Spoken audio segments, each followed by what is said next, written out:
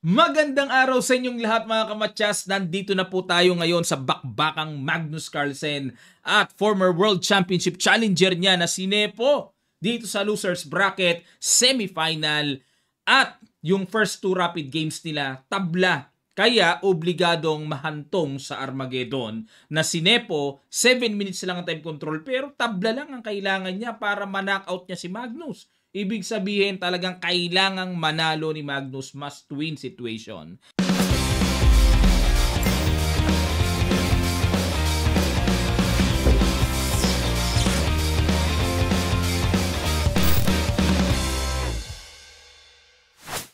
Yan ang alamin natin. Ang ginawa ni Magnus, nag D4, Knight F6 si Nepo, C4, E6, Knight F3, D5 at napusuang magkatalan opening.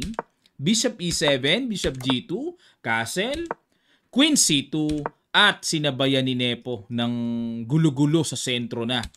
Kinapturan sa C5, nag-Queen A5 check muna, Knight C3 at kinapture ang C4, kinaslingan, Queen takes C5. Dito lamang ng isang pawn ang black o si Nepo. Pero madali namang mabawi yan. Theory talaga yan. Bishop E3, develop, Queen H5 para mamaya may mga panggulo dyan sa king side. At nag-Knight E4. Hinamon kagad ang knight na yan.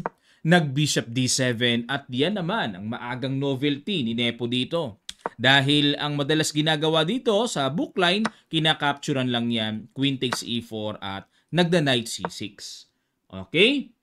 O, balik tayo sa Bishop D7 novelty at nag-Queen takes C4. Dito po mga kamatyas, baka mapatanong kayo, Coach, bakit pinabawi yung pawn sa C4? Lamang na nga black ng isang pawn eh.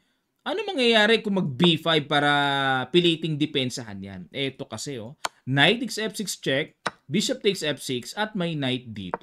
Iyakan time kagad ang tore. Walang solusyon para isalba pa ang tore na yan. Okay? Kaya, nag-develop na lang. Bishop D7, Queen takes C4, capture. Ayun pala ang idea ng Bishop D7 para may mga timing, no? Nag-Queen to E5. Ayun mga kamatyas. Ito na panood ko pa ito sa live streaming kagabi, no? Ng chess.com. Nagulat yung mga commentators dito. Queen E5! Sabi nila, blunderations. Blunder daw. Kasi, bakit? Na-capture good move eh. Pag kinapture yung queen, may depensa namang bishop. Lalabas.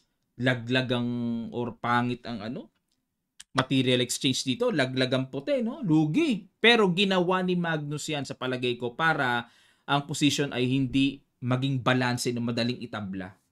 Iniiwasan na niya yung mga anggulo ng tabla eh. Pero kung computer ang patitirahin, normal naman Queen C2 eh. Kaso siguro dito, talagang sinadya ni Magnus. Tingnan nyo maganda rin ang ginawa ni Magnus May plano eh. Talagang sinadya niya yung ganitong mode. Ayan, F3 na hindi balanse. Diba? F6, yun, Bishop C5, yun nga lang. Dapat daw ay Rook FD1. Ayun, para kontrolado yung mga files. Pero nag-Bishop C5, Bishop D8 umiwas, Rook FD1, Bishop E8, B3, King F7, at nag-King F2. Para sa akin po, the best itong ginawa ni Magnus. Okay ito. Para talagang may mga pilit-pilit factor pa kumpara dun sa normal na bilangan ng mga pyesa. So, Rook D6, A5, ayun bad move si Nepo, no? Dapat daw Rook to C8. Ipipin lang pala ang tore. Ayun. Okay, pero nag-A5, Bishop to B6, wala na. Forsado na makipag-exchange. Rook takes B6, Rook A7, and nag-Rook C5. Diba? Kung must-win situation ka, talagang kailangan mong gawin yan para maraming mga pilit at hindi balanse. Knight D6, F4, nag-H6, G4, King E7, H4, Knight to E8, G5. Ayun, para may mga basag-basag naman sa kabila. Capture. Ayun, pinagka-capture at nag-Knight D6, King F4, Knight F7, G6, Knight D8 at nag-E5. Tingnan nyo, ganda ng position dito ni Magnus. Oh. Meron ng 2 minor pieces pero kapansin-pansin na ang mga pyesa ni Nepo ay passive. Wala ganong mapuntahan. Oh. Galing ng control ni Magnus. Bishop E8. Ayun, tineret ang pawn. King G5 depensa muna. Rook D7 syempre. Para makapasok na sa eksena. Misplay sa gilid eh. Rook A8. Dito kasi mga kamatyas, hindi pa ma-capture yung pawn sa A5 kasi may knight C6, madodouble pa yan. Kaya gusto dito ni Magnus ay makuha ng buong buo at tignan nyo ang evaluation bar. Pumabor na ng bahagya sa puti. At nag-rook D2, check muna, bishop D7 at pinatungan. Ayun, no? Rook A6 ang tira ng computer dito pero mahirap na makita yon. Rook D5, atake, King F4, nag-King E8, at nag-Rook A8. Yun lang. Dito kasi kailangang makita ni Magnus yung Rook A6. Yan pala pinakamagandang tira dyan. Ano? King E7, tapos mag-E3. Dahan-dahanin lang. Tapos mag-B4 mamaya. Dahan-dahan lang pala. No? Na itong tore, hindi pwedeng mag-Rook B5 or lumipat man kung saan kasi laging may Rook D6 na nakaabang. At hindi pa makalundag ang knight. Grabe pala tong Rook A6, ano? May pang sugswang effect pala yan. Yun pala yun. O, pero, nag-Rook A8 si Magnus, King E7, Rook A7, King E8. Ayun, nag-A3. Bago mag-A3, mas maganda yung tore, nasa A6 nga. Kasi, check. O, mali rin yung hakbang, o, King G5 daw kagad. O, King F3, Rook D5, King G3. Check ulit, King F2, check ulit, King E3, Rook D5, King E4, Knight C6. Ayun, nabuhay na. Yun ang kahalagahan ng ang Rook ay nasa A6. No? Hindi makakalundag yung Knight yan kasi ipag-exchange yan dyan eh.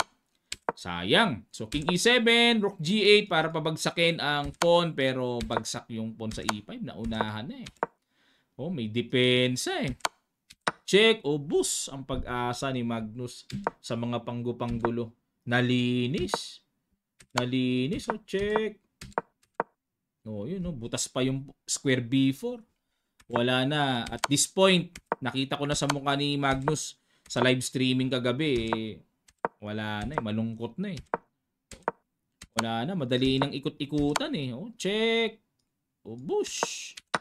Ubos, simot lahat. Grabe, nangitim bigla ang board mga kamatyas. Oh, wala na eh. Pag Rook F4 dito po ay nag-resign na si Magnus. Bakit? Hindi na pinatira si Nepo to play Knight D5. Double din naman. Nag-resign na si Magnus.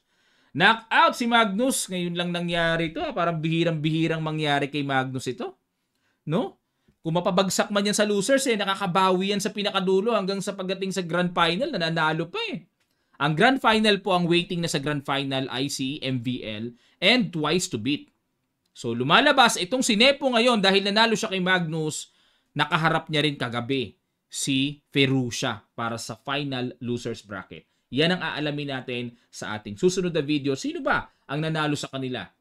Okay, maraming salamat po mga kamatyas. Sa mga hindi pa nakakapag-subscribe sa channel na ito, mag-subscribe na po kayo para lahat ng ating mga videos ay updated kayo. Click nyo rin ang notification bell all. Ganun din po sa ating Facebook page kamatyas. Araw-araw tayo nag-upload ng mga video tutorials doon. Mag-follow na rin kayo. Maraming salamat. Magkita-kita pa tayo sa mga susunod pang chess updates.